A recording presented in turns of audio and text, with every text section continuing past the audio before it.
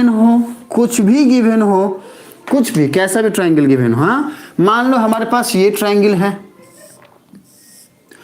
हमको बोला कि भाई यहाँ पे ये है ए, ये है बी, ये है सी, और ये जो ए बी है ये बेस है, हमको बोल दिया है कि ए बी बेस है।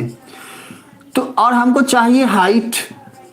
तो ध्यान रखना, हाइट को फाइंड आउट करने के लिए हमेशा ही बेस का जो अपोजिट वर्टेक्स होता है, देखो इस ट्रायंगल के टोटल 3 वर्टेक्स हुए, कौन कौन से, ये वर्टेक्स सी हुआ, वर्टेक्स ए हुआ, वर्टेक्स बी हुआ, लेकिन बेस ए बी के अपोजिट का वर्टेक्स कौन सा है, ये सी है ना बच्चा।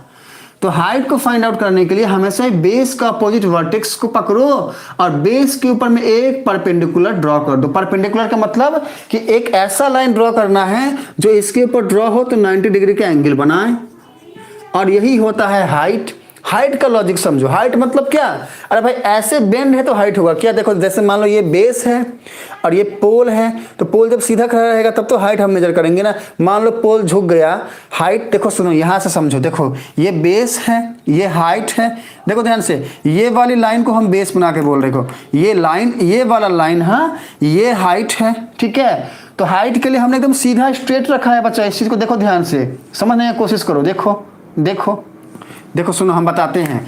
ये मान लो टॉप है, इसके आगे कुछ है ही नहीं, और ये मान लो बेस है।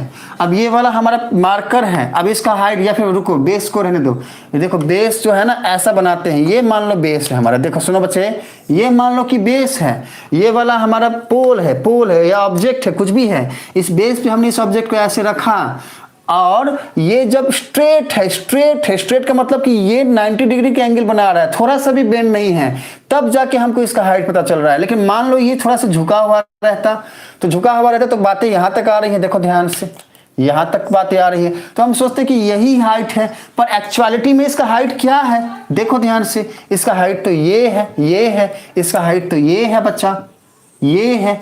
लेकिन हम क्या कर रहे हैं, हम बोल रहे हैं भैया ये झुका हुआ है तो यही हाइट मान ले रहे। अगर हम ऐसा सोचते तो गलत हो जाएगा, तो इसीलिए हमेशा ही हमने परपेंडिकुलर लेना होता है, ताकि ये 90 डिग्री का एंगल बनाएगा तो एक स्ट्रेट लाइन हमको मिलेगा, तो यहाँ से हमको हाइट मिल जाएगा।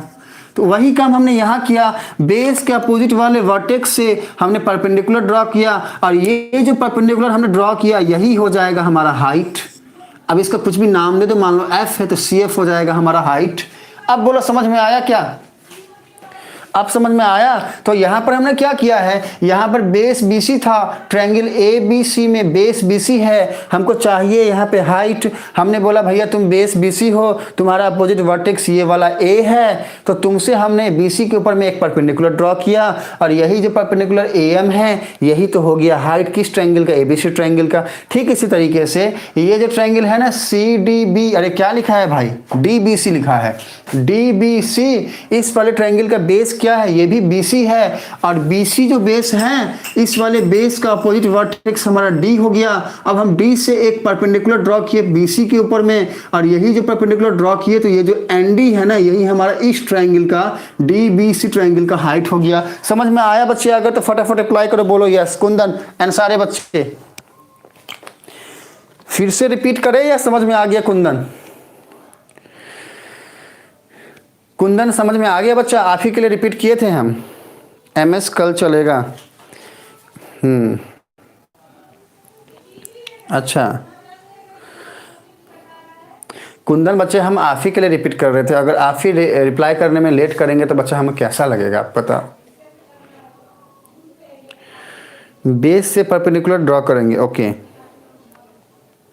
कुंदन मुझे लगता है बीच बीच में कहीं चले जा रहे हैं क्या? कुंदन कहाँ चला गया?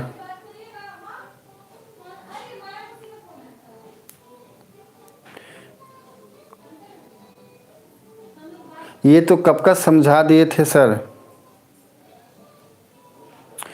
कुंदन आप कहाँ हैं बच्चे?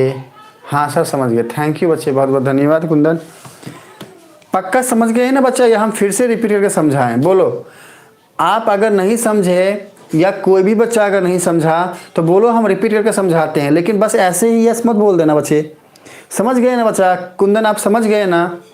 अगर आप समझ गए हैं तो बोलिए यस, फिर से एक बार यस बोलिए। हाँ सच बोलना, नहीं समझे तो बोलो हम फिर से समझाते हैं। कुंदन आप समझ गए बच्चा? Reply me. रिप्लाई में बच्चे कुंदन, ओके डन। तो हमारा कुंदन समझ गया, तो अब हम आगे बढ़ते हैं।